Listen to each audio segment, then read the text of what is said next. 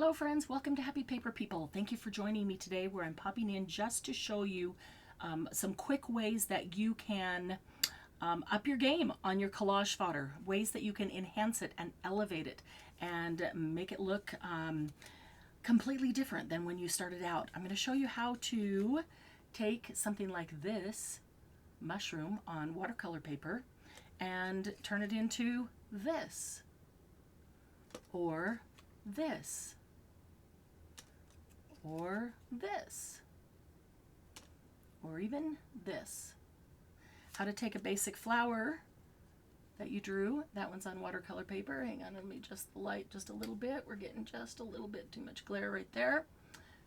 And turn that into this, which you've seen me do, or even this. So let's get started because this is super quick and super easy. So first I'm going to jump right to this. This is lunar and or solar paste. I only pulled out one example, and this this was a stencil instead of a stamp, instead of hand drawn. I have some that I did hand draw, but I wanted you to see how you can put the lunar paste or solar paste directly through a stencil and get some amazing collage fodder that can be of any shape that you have stencils of or any shape that you draw. Easy to put it through the stencil though and stay in the lines. However, if you put it on a piece of paper and then you draw your item on it and then cut it out, you can get any shape you want. Also, we've already talked about using gel pens. You can use a gold gel pen, and gold elevates it just a bit from the basic black and white. Doing it on a black paper, you can even add some other colors in there, but when you add the gold gel pen, even on some other color papers with the black, can make it look rather nice. So the other thing that you can do, and we'll do on these right here, these are leaves. I didn't cut them out yet because they're easier to handle when they're all together. So these are just, this is a scrap of black paper, drew some leaves, and again, they need to be simple for me to be able to draw them. So let me show you how I draw a leaf. You're gonna die how easy this is. I figure out where my space is, and all I do is a half oval right there. It looks like a football. I have to turn it around and do the exact same thing over here. If I do that and then try to go back, my back side is flat. Always is, every single time. So all I do is turn the paper around, and then both sides are equal, and it turns out a whole lot better for me anyway. So if you were to take these and then take some metallic markers and then just color these in with metallic markers, or you could do the designs in them. You could do some dots or some lines, vein lines, you know, in the flowers. Flowers, these are leaves. I keep calling the petals leaves, and now I'm calling the leaves flowers. This has a much fatter nib on it. Doesn't matter, still works. Variety of colors, I just pulled out 3. But these sure would be fun to work with, even a variety of colors, even having leaves falling down on a journal page or something. So there's metallic leaves. That certainly amps those up. So we'll set those aside. And let's set that guy aside. And let's push all of this stuff aside. Quick and easy ways to elevate basic fodder. Start out with leaves like this. Just basic drawn leaves like I just showed you, and you can end up with leaves like this. Wouldn't those be great mermaid scales too? All right, how do we do it? How we do it, super easy. We first have our fodder. You can already have drawn spots on it. You can already have drawn some lines on it.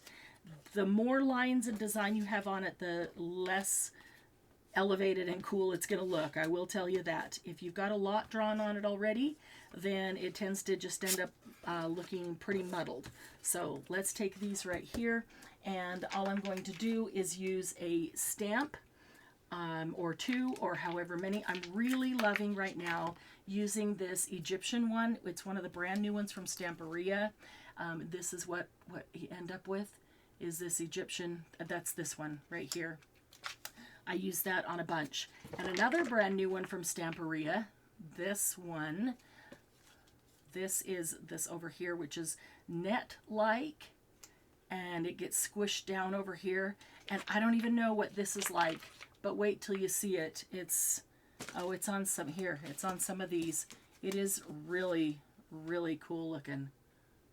It looks like it's crackled, like crackled granite or something. So really cool. So I'm loving using those. I only pulled out those two because we don't need to go too deep into stamps. You know what you've got. Another thing that I've used that I love on there is either script or text, either one. Using archival ink. I'm using a StazOn Jet Black, but use any archival ink. And you can do this several different ways. Don't wonder why I'm doing it upside down. Just do it. If you want to stamp on it, you can. But I like to decide what area of the stamp, because there's a lot of different patterns in here. And if it gets too close together, it might just look like black, solid black on there. So I like to look at what it is that I want on my item and where it is, and then ink up that area really good. Hopefully that's good enough. All the pounding, and then set my item on it and push it down. I can just push it down as hard as I need to and as long as I need to. And if I needed to, I could even lift up the edge of it to look to see if it's taken, if I had enough ink on it, and it did. So there's that mushroom. That looks cool. It literally looks like cracked granite. A cracked granite mushroom. Let's do one of these. Love this one over here as well. Let's see. We'll do this. I don't think I've done a flower that big. It's not going to fit on there. I'm going to have to do it in a couple. Let's take this little mushroom because the whole thing will fit. I'm just trying to save time and only have to do them once. Put this little guy on here. Sometimes on the larger flowers, I stamp them petal at a time or 2 petals at a time, and then just rotate the flower around because they don't all, like, take a look at that, doesn't all fit on the stamp, and that's okay. Any background stamps you have, you might have some big, large background stamps, they'll work great. So there's that one. Let's try this Egyptian one, which looks really cool. You can hardly tell what it is when you look from here because there's so many little hieroglyphics on it. And on this one, it doesn't really matter to me where it is because they're all cool looking hieroglyphics. So I'm just going to lay that one right down. Mushrooms seemed easy to work with to show you because they are larger, have much more surface space so that you can actually see the print. Look at that. Get that glare off. There we go. Cool. So it doesn't matter what color your background is, the stamping will work. Again, as I mentioned, I love a text. There's text on that floral or script. Either way works really great. If you feel like it would be a little too hard to handle when it's cut out, you can just use it, stamp it first, and then, in fact, let's do that. Stamp it first and then cut it out. That makes it a little easier to handle. See if we can get some hieroglyphics on that one.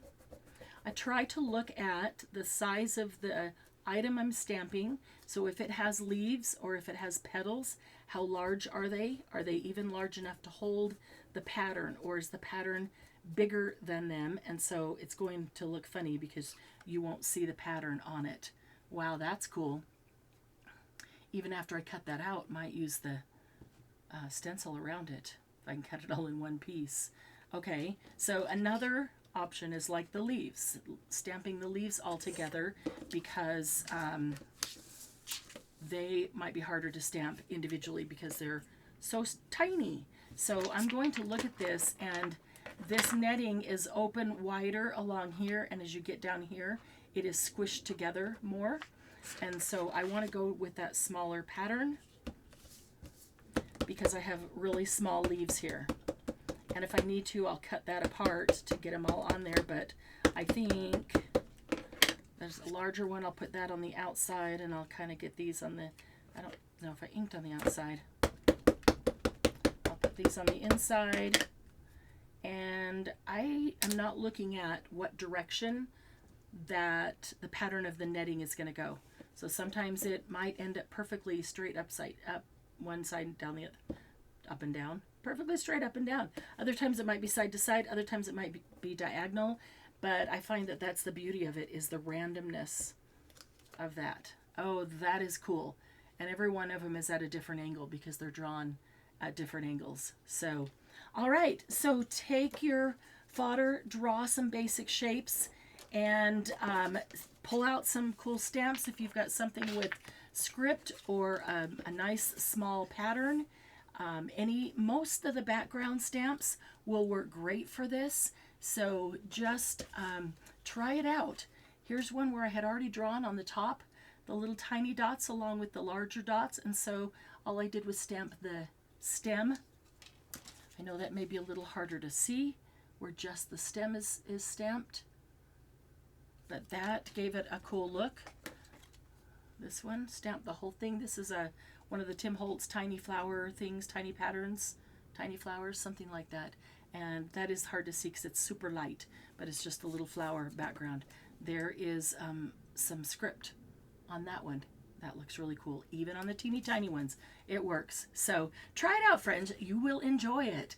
And watch if you haven't seen the first video on how to make collage fodder, and then this one is how to elevate collage fodder, check out the one on how to use your collage fodder, and then check out the one that gives you a huge list of things that you can draw, not just 4, 5, 6 flowers and mushrooms, but a huge list of different things that you can draw. Super easy if you are not a drawing artist and don't know what or how to start on drawing something else. Thanks for joining me. I will see you again soon. Bye-bye.